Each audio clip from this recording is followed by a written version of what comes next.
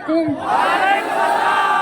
महुआ खाली में यहाँ पर मौजूद मेरे सभी मोहतरम बुजुर्गों, भाइयों और हमारे बीच में यहाँ पर महागठबंधन के प्रत्याशी मौलाना सऊद आलम साहब आपके बीच में है। मैं बहुत दूर से आपके बीच में आई हूँ, आपकी बहन हूँ, आपकी बेटी हूँ, और सिर्फ इसलिए कि आज पूरे देश की नजर अगर कहीं है तो आप लोगों के ऊपर है कि बिहार की ये अजीम जनता हमें रास्ता दिखाएगी कि इस देश को किस दिशा में चलना चाहिए। नफरत के दिशा में, बेरोजगारी और गरीबी के दिशा में, या एक उम्मीद के दिशा में। तो आज हम सब आपके बीच में महागठबंधन के रूप में एक ऐसा गठबंधन लेके आए हैं जहाँ सभी का मान सम्मान, सभी की इज्जत होगी, जहाँ आपकी तरक्की के लिए, आपकी आने वाली नस्लों की तरक्की के लिए काम किया जाएगा। ये जो धरती है बिहार की, ये मेहनत कष्टों की धरती है और यहाँ पर सबसे ज्यादा ईमानदारी से मेहनत करने वाले हमारे भाई रहते हैं। लेकिन अफसोस की बात है कि आप लोगों को रोजगार के लिए अलग अलग सूबों में जाना पड़ता है, अलग अलग राज्यों में जाना पड़ता है। ये आपकी जो सरकार है ये आपको नहीं रोजगार देना चाहती, आपकी तरक्की नहीं चाहती है। अब बहुत लंबा वक्त काट के आपके सामने ये सुनहरा मौका है कि आप लोग, हम सब एकजुट होकर मिलकर इस सरकार को बदलने का काम करें। और ये सरकार सिर्फ तब बदली जा सकती है जब हम बहुत समझदारी और सूझबूझ के साथ ये आंकड़े जोड़े कि सरकार को हरा कौन सकता है। ये गठबंधन इसीलिए आपके लिए बना है कि सब आप और हमारे जैसी सोच रखने वाले, तरक्की की, भाईचारे की सोच रखने वाले लोग एकजुट होकर इस नापाक सरकार को आप और हम बदलने का काम करें। मेरे भाइयों, मैं आपसे ये कहना चाहती हूँ कि आप लोग अपने इन वोटों को, अपनी ताकत को बंटने नहीं दीजिए। एकजुट होकर, एक तरफ होकर जब आप और हम वोट करेंगे तभी जाके हमें तरक्की हासिल हो पाएगी। हमारे बीच में मौलाना सऊद आलम साहब अब भी आपके विधायक थे, आपकी लड़ाई लड़ते रहे, और फिर से आपको और हमें कोशिश करनी है कि इनको फिर से हम जिताएं ताकि हमारी सरकार बन सके। मेरे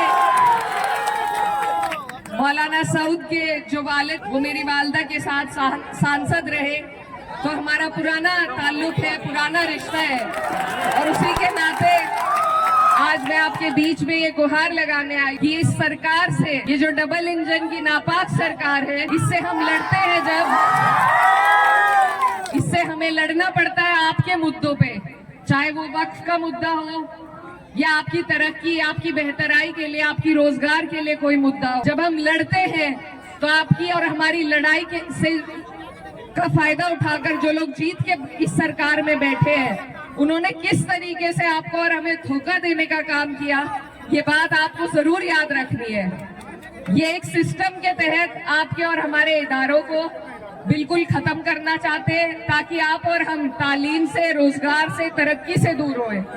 तो इन लोगों के इस इरादे को अगर हम फेल कर सकते हैं तो सिर्फ एक वोट की ताकत हमारे पास है और कोई लाठी डंडे की ताकत नहीं है। सिर्फ वोट की ताकत से आप चोट पहुंचा सकते हैं, और उसमें भी अगर हम अपने वोटों को बांट देंगे, अगर आपसे लड़ाई के चक्कर में हम इनको फिर जीतने देंगे, तो ये हमारी आने वाली नस्लें आपको और हमें कभी माफ नहीं कर पाएंगी।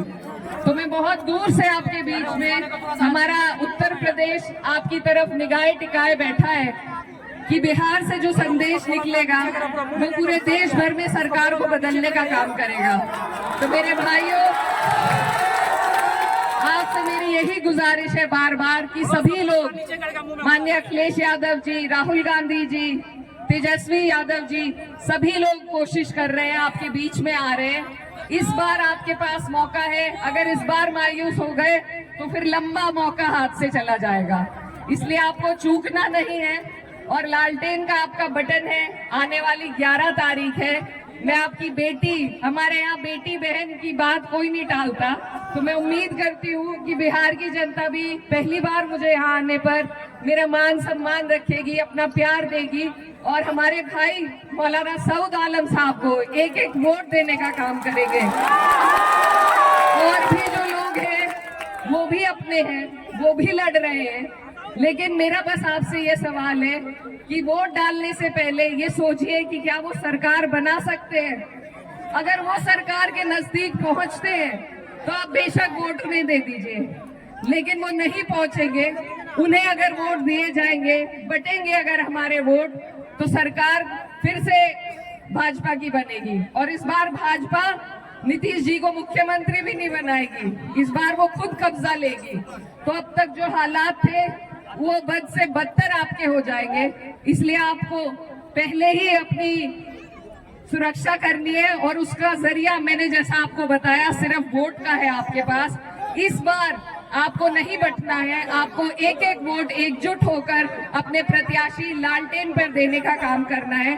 तो इन्हीं बातों के साथ मैं उम्मीद करती हूँ कि पौवा खाली की ये जनता, ये गयूर आवाम सही फैसला लेगी, लालटेन का बटन दबाएगी और मौलाना सऊद साहब को यहाँ से जिताने का फिर से काम करेगी। आप सब यहाँ मेरी बात सुनने के लिए इकट्ठा हुए, यहाँ पर दूर दूर से लोग आए, मैं आपका तहे दिल से शुक्रिया अदा करती हूँ।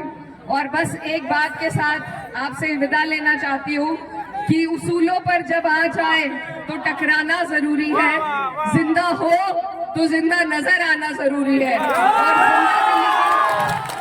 और जिंदा कौम की और जिंदा दिल्ली की अगर सबसे बड़ी मिसाल कोई हो सकती है तो वो इस बार इस सरकार को उखाड़ फेंकने की ही मिसाल आपको देनी है। आप सबका यहाँ आने के लिए बहुत बहुत शुक्रिया, धन्यवाद। दुआओं में याद रखिएगा। अस्सलाम वालेकुम।